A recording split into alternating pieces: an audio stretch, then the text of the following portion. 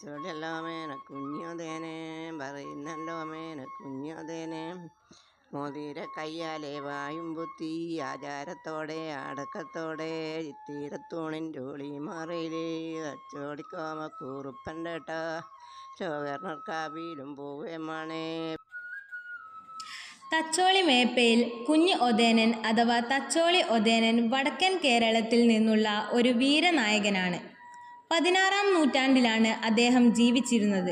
വടക്കൻ പാട്ടുകൾ അദ്ദേഹത്തിൻ്റെ ധൈര്യത്തെയും ആയോധന പാടവത്തെയും വാഴ്ത്തുന്നു. അദ്ദേഹത്തിൻ്റെ ശരിയായ പേര് ഉദയനക്കുറിപ്പ് എന്നായിരുന്നു.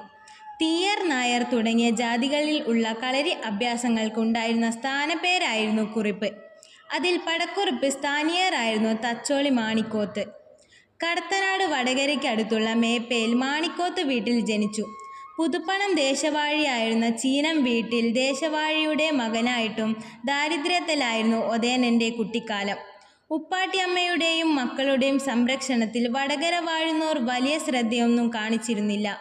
തെങ്ങോല വിറ്റും തെങ്ങിൻ മടലു വിറ്റുമായിരുന്നു ഉപ്പാട്ടിയമ്മ മക്കളെ വളർത്തിയിരുന്നത് എന്ന് വടക്കൻ പാട്ടുകളിൽ കാണാം. മാത്രമല്ല, അവർ താമസിച്ചിരുന്ന തച്ചോളി മാണിക്കോത്ത് പറമ്പ് കുന്നോൻ കണ്ണക്കുറിപ്പ് എന്ന ജന്മി പാട്ടത്തിനെടുത്തിരിക്കുകയായിരുന്നു. അതുകൊണ്ട് തന്നെ പറമ്പിൽ നിന്നു യാതൊരുവിധ ആദായവും അവർക്ക് ലഭിച്ചിരുന്നില്ല. ഒരിക്കൽ പറമ്പിൽ കൂട്ടിയിട്ട തേങ്ങകളിൽ നിന്ന് ഒരു തേങ്ങ അരയ്ക്കാനെടുത്തതിന് കണ്ണക്കുറിപ്പ് തെങ്ങിൻ കുലച്ചിൽ കൊണ്ട് ഉപ്പാട്ടിയമ്മയെ എറിഞ്ഞു. നിറഗർഭിണിയായ ഉപ്പാട്ടിയമ്മയുടെ വയറ്റിലാണ് ആ ഏറ് കൊണ്ടത്. അതുകൊണ്ടാണത്രേ ഒതേനൻ്റെ ഇടത്തുവാരിയലിൽ ജന്മനാ ഒരു പടു ഉണ്ടായിരുന്നു.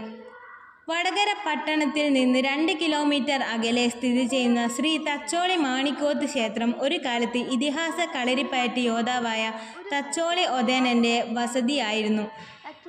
വടക്കൻ പാട്ടുകൾ പലപ്പോഴും മഹാനായ വീരന്മാരുടെ വീര്യവും ഉയർത്തിപ്പിടിക്കുകയും കേരളത്തിൻ്റെ വടക്കൻ പ്രദേശങ്ങളിൽ അവരുടെ കഥകൾ സജീവമായി നിലനിർത്തുകയും ചെയ്തു. തറവാട് പൂർണ്ണമായും നശിക്കപ്പെട്ടു. ഇപ്പോൾ അവശേഷിക്കുന്നത് തച്ചോളി ഒതേനൻ, കേളുക്കുറുപ്പ്, കോമക്കുറുപ്പ് എന്നിവർക്കായി സമർപ്പിക്കുന്ന ഒരു ചെറിയ ക്ഷേത്രമാണ്.